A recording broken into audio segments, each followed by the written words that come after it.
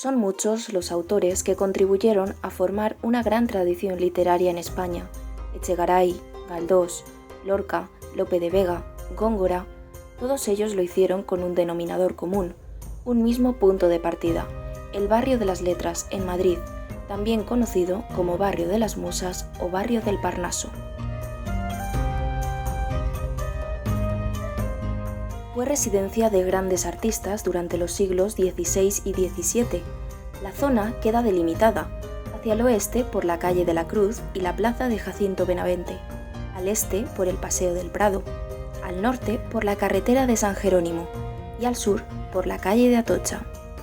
Con el traslado definitivo de la corte a Madrid en el siglo XVI, el barrio de las Letras comenzó a crecer. Con la llegada de la capitalidad, básicamente un montón de oficios llegan a la ciudad de Madrid, un montón de personas, sobre todo con la idea de búsqueda de nuevas oportunidades. En esa época siempre se seguía, por así decirlo, a la corte y las artes no iban a ser menos. Todos los artistas que vivieron en este barrio, coetáneos unos de otros, han ido tomando información de los anteriores gracias a los cafés literarios y los lugares de tertulia de la época. Además, destaca la parroquia de San Sebastián, que fue un lugar clave para la vinculación de los artistas, pues allí se casaron Bécquer, Larra o Zorrilla.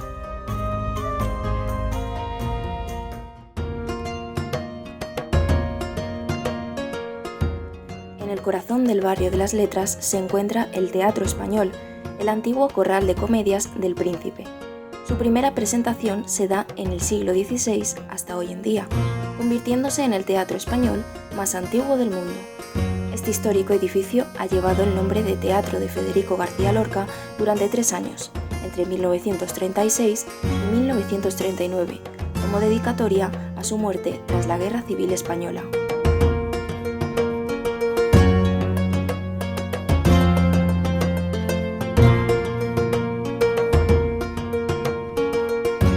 En su fachada se pueden observar las figuras de los grandes dramaturgos de la época. Todos ellos están de perfil, excepto uno, Calderón de la Barca, distinguiéndolo así del resto por ser el precursor del teatro. Además, en la plaza de Santa Ana, la misma plaza donde se sitúa el Teatro Español, también se encuentra la estatua de Calderón, mirando hacia la fachada principal del antiguo Corral del Príncipe. Claro, porque supo él buscarse su espacio. Te voy a poner un ejemplo. Fuenteovejuna, de Lope de Vega, trata el mismo tema que El alcalde de Zalamea, una de las obras más conocidas de Calderón. A la hora de la venganza, en Fuenteovejuna es el pueblo entero el que se venga. Y la culpa, el sentimiento de ofensa y por lo tanto la correspondiente venganza va un poco diluido en esa colectividad.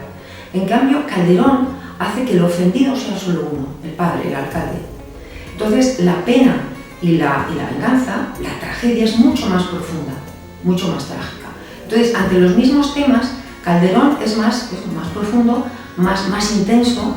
Las de Calderón va mucho más allá. Otro de los movimientos por los que se conoce al barrio de las Letras es por las constantes rivalidades que mantuvieron algunos de los artistas allí. Quevedo y Góngora fueron 2 de los mayores rivales debido a su diferencia de estilos y personalidades. Lo normal en aquellos tiempos era que los artistas se dedicaran versos entre ellos, pero en un contexto de admiración. Sin embargo, no ocurrió lo mismo con Góngora y Quevedo, quienes dejaban ver en sus versos el odio que se tenían mutuamente. Quevedo, en este caso, tenía un estilo, más conceptista, versos populares de la época, y el propio Góngora tenía un estilo contrario, lo que serían los culteranos, los intelectuales de la época. Esa rivalidad de estilos se veía sobre todo en los periódicos, donde el uno al otro, por así decirlo, se dedicaban miles de versos conocidos como los de, en este caso, Quevedo a Góngora: era su nombre en la nariz pegada, era su nombre en la nariz superlativa.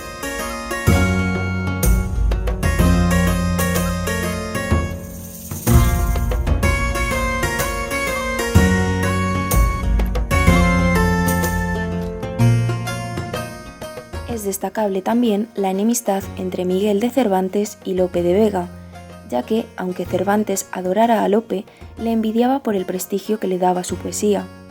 Lope, sin embargo, También sentía celos de Cervantes por lograr el éxito con una sola obra, El Quijote. A pesar de ello, ambos personajes fueron dos ilustres escritores con una gran obra y legado. Porque Lope de Vega era el fénix español, el fénix de las letras, el fénix de los ingenios que le llamaban. Y era un hombre que lo tenía todo. A ver, era en la época el género que más prestigio daba era la poesía.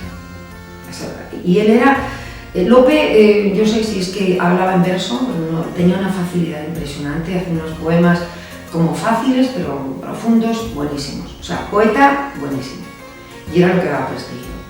Lo que daba dinero, la poesía daba prestigio pero no daba dinero. Lo que daba dinero era el teatro. Y Lope hacía teatro, hacía montones de obras. Entonces era rico.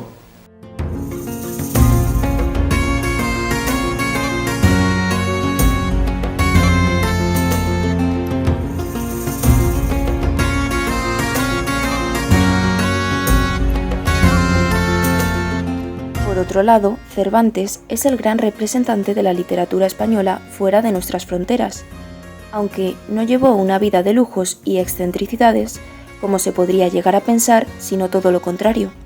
El Quijote le dio éxito, pero todas las ganancias pasaron a manos de su editor. Los últimos años de su vida los pasó en el barrio de las Letras tras haber luchado en la batalla de Lepanto. Y muere en 1616 y es enterrado en el convento de las Trinitarias Descalzas. Y como curiosidad, en 1616 también murió William Shakespeare, y por eso el 23 de abril siempre conmemoramos el Día del Libro por el fallecimiento de estos dos artistas tan importantes. El barrio de las Letras no solo congregó a autores de renombre, sino a artistas de toda condición, poetas como el envidiado Lope de Vega o el ingenioso y a veces complicado Quevedo, dramaturgos como Calderón de la Barca, que llegó con su obra a la cima de las artes escénicas, y también cineastas, que expusieron sus films en los cines Ideal o Doré, también ubicados en este barrio. Toda esta mezcla de artes ha convertido al barrio de las Letras en el corazón literario de las más grandes obras, que durarán y perdurarán entre nuestras calles, entre nuestras vidas.